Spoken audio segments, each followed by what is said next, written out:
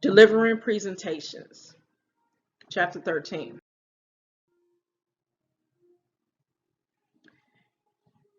When delivering presentations, you have to have confidence in what it is that you're doing. So if you don't have it, the first thing you must do is practice building your confidence. So let's look at this word confidence. If you take the con off, the C-O-N, you're left with the word fidence. And fidence comes from the word fidere. And fidere means to trust. So when you are building self-confidence, and I'm using that term loosely, when you're building self-confidence, you are building trust in yourself. So how do you build trust in yourself? Number one, you have to prepare. Prepare for the expected and the unexpected. So if you know the presentation is coming, that's the expected. You expect that, so you have to prepare. You prepare by you doing your research and constructing an outline. So what would be considered an unexpected situation? Technical difficulties can be an unexpected situation, such as if you're doing research on your computer and your lights go out. Well, what's your plan B? Maybe you have to go to somebody's house and borrow their computer, go to the library and conduct your research. Those are examples of an unexpected situation. Another unexpected situation is when you're presenting your speech and people in the audience ask you questions that go against the information that you presented. You have to be prepared for that. So knowing that this is a possibility, conduct research on how you would rebut those questions that people will pose at the end of your presentation. Number two, one way to build trust in yourself is to desensitize yourself. Do not take it personal. So what is it? It would be the comments that people have about you. It would be the stares that people give you. Don't take it personal. Sometimes it's not you. Sometimes it's the other people. If you desensitize yourself to these things, then it would not affect the way you feel about yourself. Number three, visualize your success. Prior to you doing anything in life, paint a picture in your mind on how you would like to see that outcome and review that mental picture over and over again. This is visualizing your success, because once you visualize it, you can see it, then you will become it. Building trust in yourself. It's always good to say positive things to yourself, whether or not you're speaking out loud or you're just thinking it. We have so many negative thoughts that bombard our mind all the time because we are exposed to so many negative situations. It's easy for us to go down that rabbit hole. So think positively. Say positive mantras, positive chants, positive affirmations all the time. Once you get a negative thought, say something positive. Cancel that out. So this is a good technique prior to you presenting your speech. Think positively about how you are going to present it. Think positively about how people are going to receive the information that you are conveying to them. Another technique is to be well. So be well in your spirit, your mind, your soul, and it will manifest through your body. Take a spiritual cleanse, whether or not you meditate, whether or not you take a bath and get all these energies off of you. Have a well mind, which means read positive literature, listen to positive music. All this resonates within your soul. And once again, it will come manifest in your body. It will come manifest in how you choose the food that you put in your body. It will manifest in the liquids that you choose to put in your body. All of this equals being well. Because if you are well spiritually, mentally, and your soul, your mind will manifest what it is that you are going to speak. Another technique is to practice. How do you build trust in what it is that you're doing? You have to practice in everything that you do. Practice speaking. Practice researching.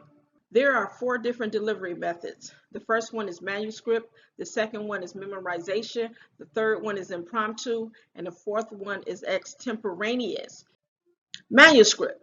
This is delivering a presentation directly from a script in its entirety, which means that you are not deviating from what's on that paper. What are some examples of manuscript presentations? Where you have politicians who present from a manuscript and they look at a teleprompter to read that script. Second type of mode of delivery is memorization. It's pretty much you remembering your piece word for word. Similar to the manuscript, but you're not reading it. You are recalling that information from your mind. So 3 pillars of memorization. The first one is seeing, the second one is hearing, and the third one is writing. So the first one is seeing means that you are seeing the words. You're looking at the words. You're reading the words. Through your eyes, you are reading the words. Through the process of repetition, reading over and over again, it will assist in your memorization process. The second type is reading out loud, which means you are hearing. You are hearing the words. You are hearing the words, which again assists with the memorization process. So you're seeing it by reading and you're hearing it by listening to yourself read the words out loud. Third technique is writing. When you read, you should write the information down. So reading and writing go together. That's just like taking notes, or you read in a book and you're writing notes. The 3 pillars of memorization is seeing, hearing, and writing. What are some examples of memory presentations? Do you remember when you were in school, whether or not it was elementary school or junior high, and you participated in a play? Well, that was a memory form of presenting your work. And if you can remember that information when you were little, I know as an adult, it should be easy for you to memorize a piece. However, we have more distractions, so it may take a little bit more brain power to memorize certain pieces.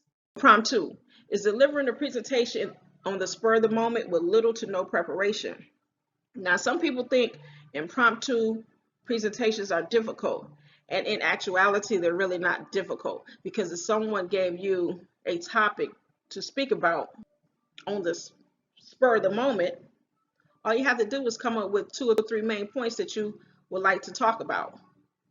The key to impromptu speaking is to find some commonality within that topic that you can connect with.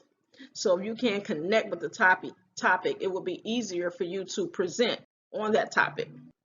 This slide communicates the message that the impromptu is the most difficult form of public speaking, especially for students. But I just gave you tips on how you can get past that.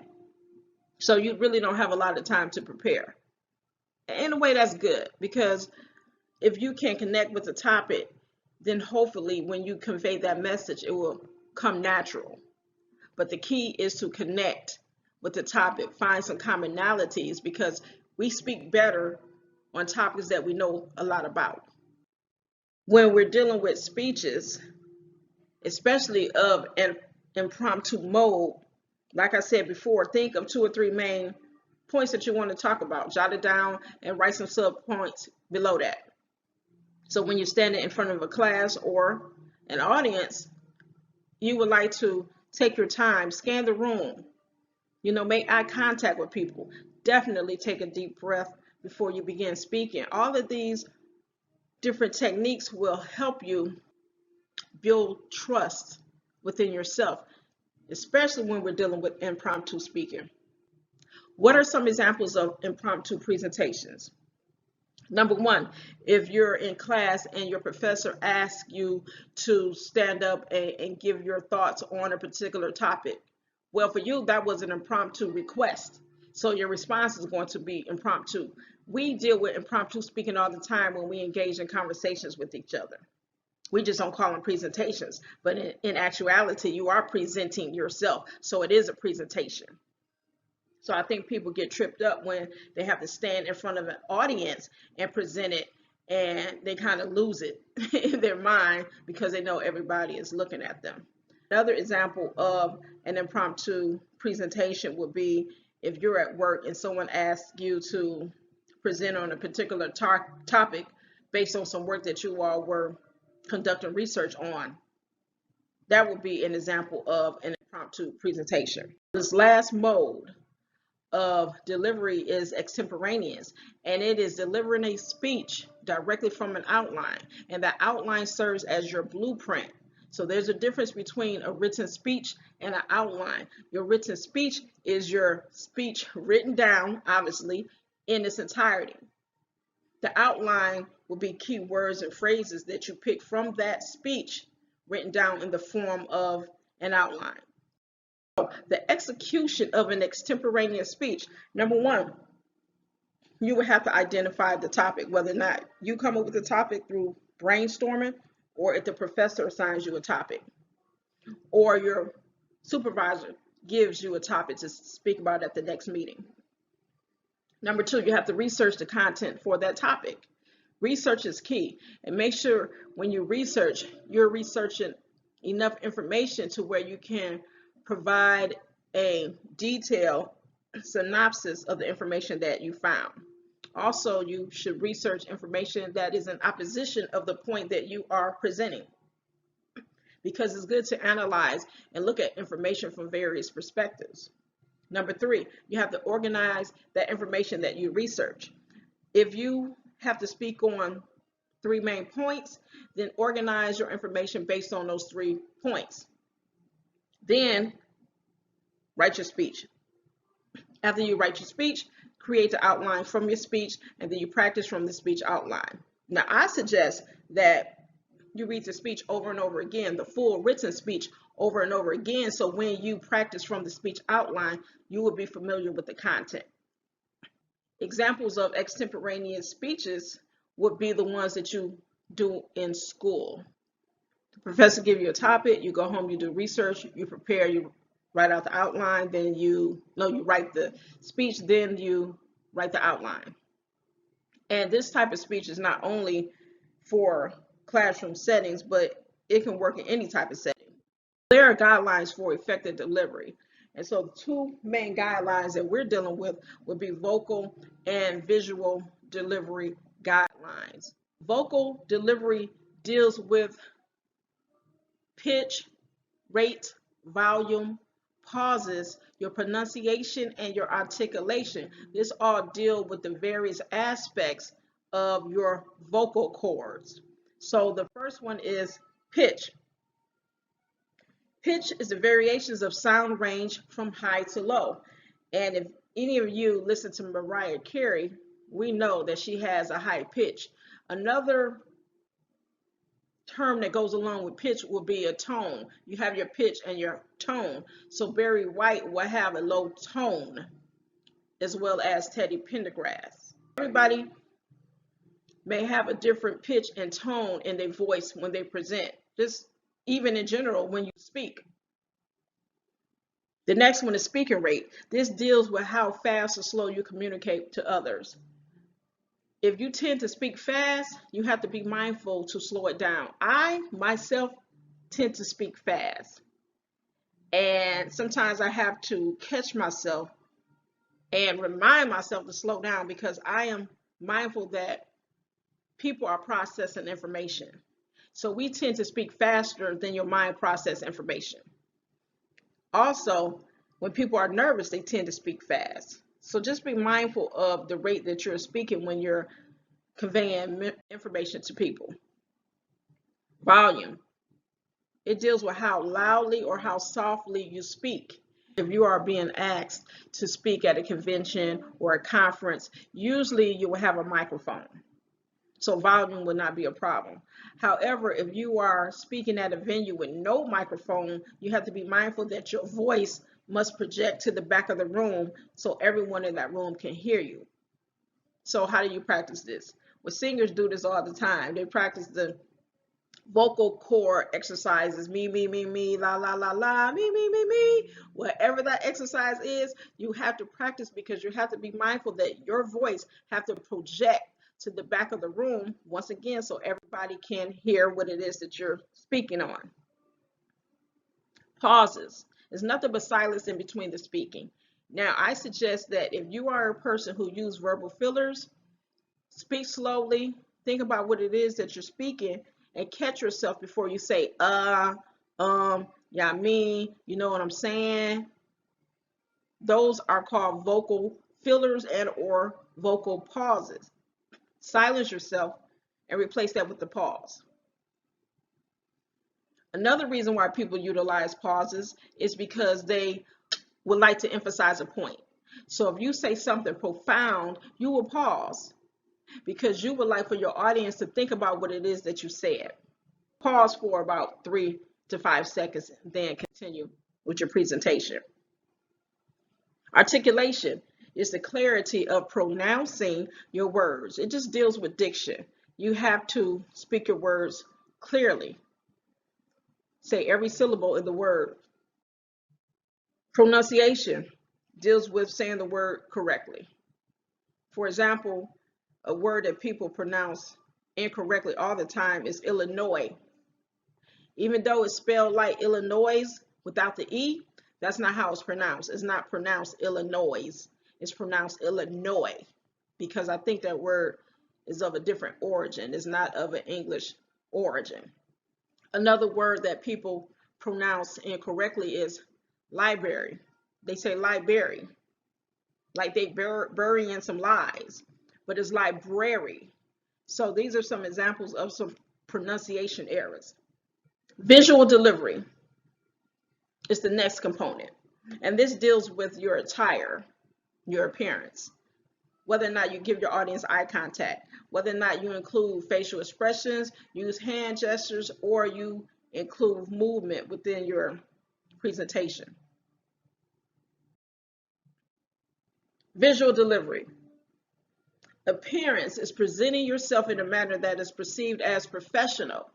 This deals with your first impression, what it is that you have on.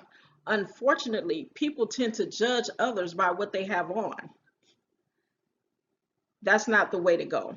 You should be more concerned with what that person is saying out of their mouths, because you can be a homeless person on the street dressed a certain way, but does that mean that the information that they give you is not valid? No, it doesn't mean that. So even though appearance is important, we shouldn't let that be the end all be all, that determining factor on whether or not you should believe information that a person is saying to you or conveying to you. Eye contact. When you give people eye contact, it shows that you are making a connection with everyone in the audience. And you can actually make connections with everyone in the audience.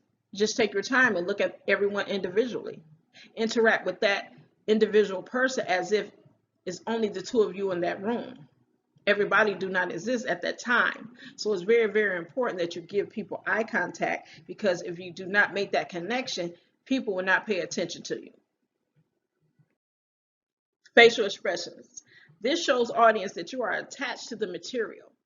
A way to gain the attention of your audience is to show your audience that you are connected to your material, that you know what it is that you're talking about. And when you know what it is that you're talking about, facial expressions come.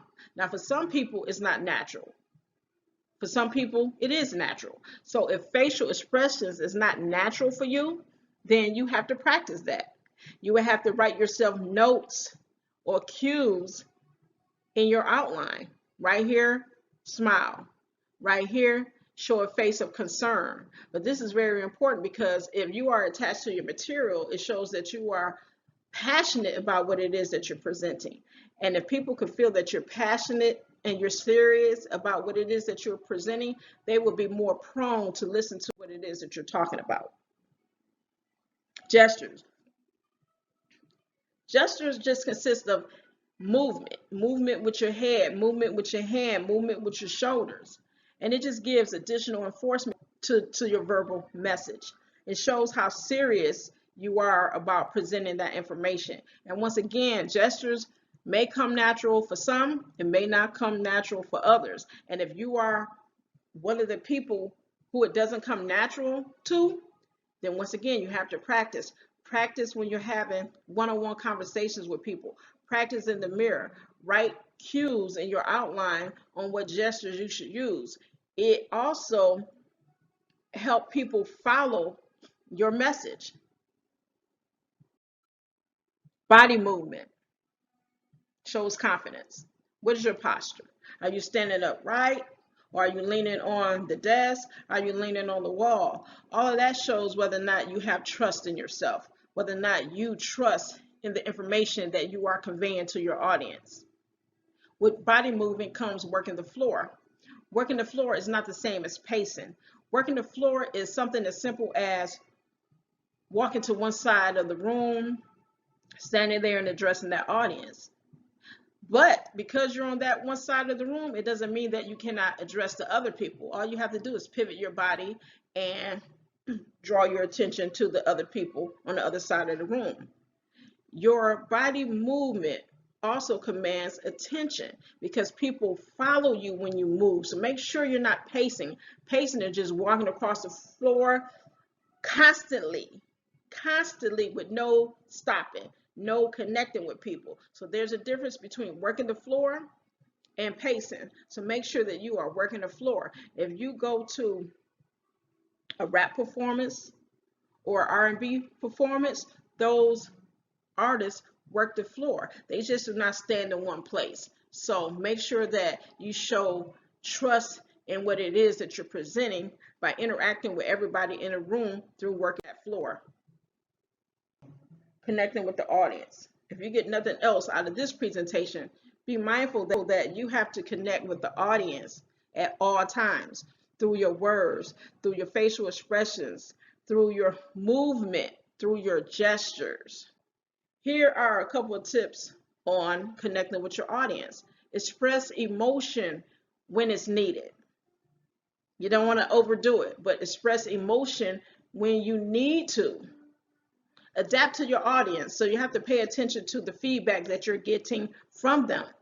Another way of adapting to the audience is finding out the demographics of your audience prior to you doing your research, so you can tailor the information toward your audience. And the last one is create immediacy. That means that you have to give that eye contact. You have to walk around. You have to have them in your immediate circle so they can feel comfortable with your vibration. So make sure, if you do nothing else, that you connect with the audience.